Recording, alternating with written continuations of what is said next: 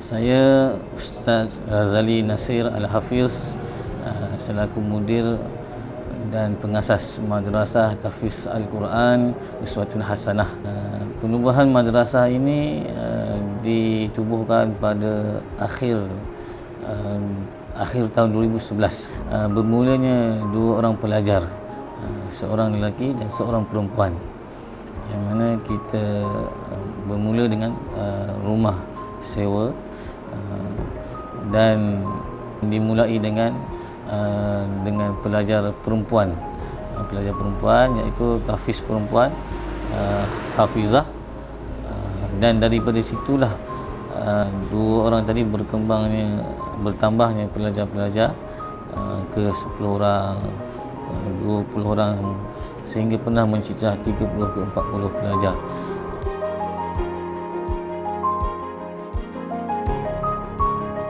Keistimewaan madrasah ni, kita adakan program menghafal Al-Quran dengan cepat. Kita namakan program ini ada program Daurah Tahfiz dan Syahadah.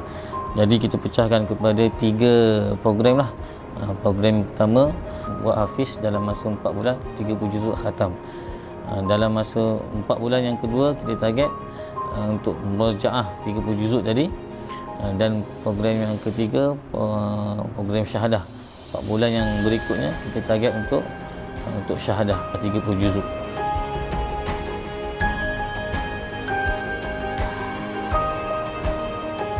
Perjuangan madrasah ni kita nak menghidupkan Al-Quran dalam setiap jiwa-jiwa umat hari ini, baik lelaki baik perempuan.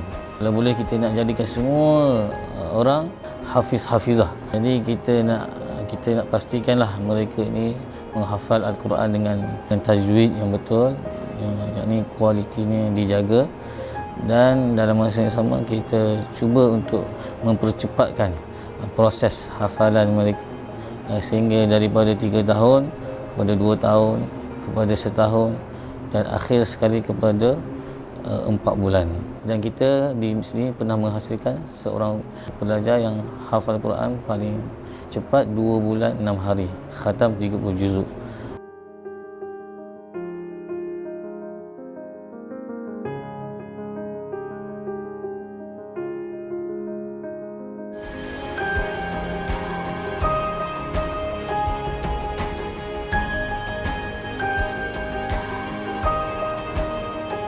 Bismillahirrahmanirrahim. Nama saya Muhammad Anas Al-Faruqi bin Hasnul Hizab. Saya berasal Kuala Lumpur, dekat Seri Petaling. Mula-mula saya masuk sini memang saya macam tak ada hafal lah, sikit lah hafal, dapat 1 muka, 2 muka, 3 muka. Bila Ustaz bagi semangat semua, saya dapat lah. Bila dapat istiqamah sekarang dah dapat 5 muka lah. Mula-mula masuk memang saya tak dapat, sikit lah muka. Lepas Ustaz bagi semangat tu, lepas Ramadan lah, saya boleh dapat 5 muka, 4 muka macam tu lah.